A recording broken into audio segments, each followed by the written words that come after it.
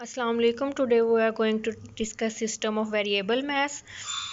System of variable mass का हमारे पास मतलब है कि विद इन द टाइम, ठीक है, कि टाइम के साथ साथ आपके सिस्टम का जो टोटल मास है वो चेंज होगा, क्योंकि जो इनफैक्ट मास जो है वो एक कांस्टेंट क्वांटिटी है, मास इट इज़ चेंज नहीं हो सकता, लेकिन सिस्टम का जो है वो टोटल मास क्या हो सकता है, चेंज हो सकता है, बट इंक्रीज़ भी हो सकता है और डिक्रीज़ भी हो सकता है। तो सिस्टम ऑफ वेरिएबल मास की जो हमारे पास कॉमन और परफेक्ट एग्जांपल है वो है रॉकेट, कि जब हम रॉकेट को लॉन्च करते हैं तो उसके अंदर जो है वो फ्यूल जितना उसने कंज्यूम करना होता है ड्यूरिंग वन फ्लाइट जो है वो कंप्लीट मौजूद होता है, लेकिन जितना फ्यूल जो है वो रॉकेट टाइम के साथ साथ कंज्यूम करता है या बर्न करता है वो गैसेस की सूरत में साथ साथ इजेक्ट होता रहता है, रॉकेट के अंदर मौजूद नहीं रहता।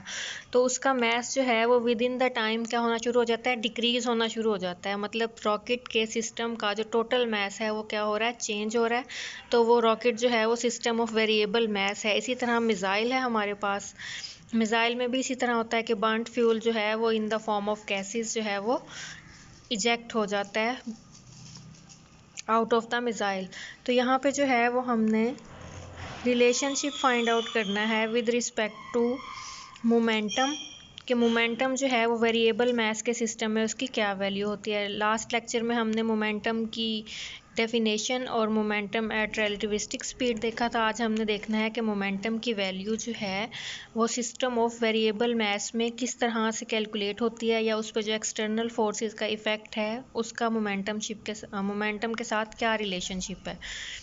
तो यहाँ पे ये अपने एफएससी लेवल पे भी ड्राइव किया हुआ है कि F is external is equals to change in momentum with respect to time, जिसमें M V F minus M V I over T F is equal to M A, ये आप values put करके drive करते हैं। ठीक है, तो पहले हमने इस फॉर्मूला को रिकॉल कर लिया कि सिस्टम पे जो भी एक्सटर्नल फोर्सेस लगती हैं वो इक्वल होती हैं change time rate of change of momentum of the system.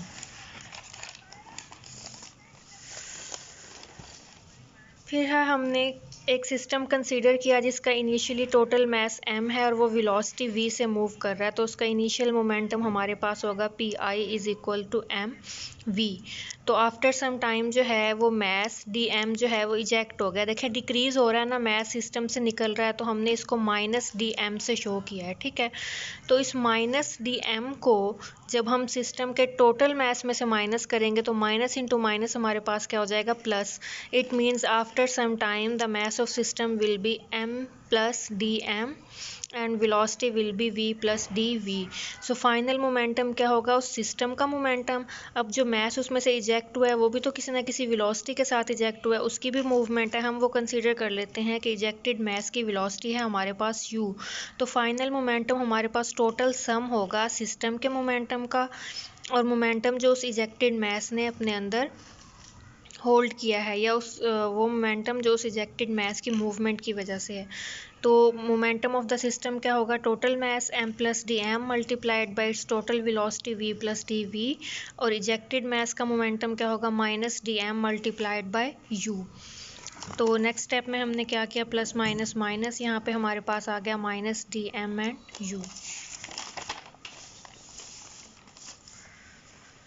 तो law of conservation of momentum हमें क्या कहता है, P I is equal to P F, और चेंज इन मोमेंटम हमारे पास क्या होगा, P F minus P I, final momentum minus initial momentum. Final momentum की ये वैल्यू हमने भी कैलकुलेट की है, इसमें से इनिशियल मोमेंटम को माइनस कर दिया। अब यहाँ पे इक्वेशंस को जो है वो सॉल्व आउट किया है, सिंप्लीफाई किया। पहले m जो है वो मल्टीप्लाई हो गया इस होल ब्रैकेट के साथ v प्लस डी वी के साथ, प्लस डी एम जो है वो दोबारा से मल्टीप्लाई होगा इस होल ब्रैकेट के साथ साथ, ये दो टर्म जो है वो एज इट इज़ आ गई हैं। m multiplied by V M V plus M D V plus D M V plus D M D V minus D M U minus M V. अब ये एम वी प्लस है, ये M we minus का है, ये एक दूसरे को कैंसिल आउट कर देंगे, तो हमारे पास बचेगा M D V plus D M V plus D M D V minus D M U. अब डी एम देखें, ये भी डिफरेंशियल मैस है, ठीक है। डी एम इसका मतलब है स्मॉल है, ये जो इजेक्ट हुआ है टोटल सिस्टम में से वो वाला मैस है। और डी वी ये भी डिफरेंशियल है हमारे पास।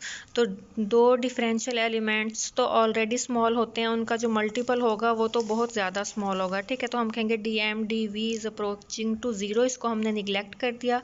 हमारे पास चेंज इन मोमेंटम की ये टर्म्स रह गई हैं। तो हमने दोनों साइडों पे जो है वो टाइम रेट चेंज ले लिया है।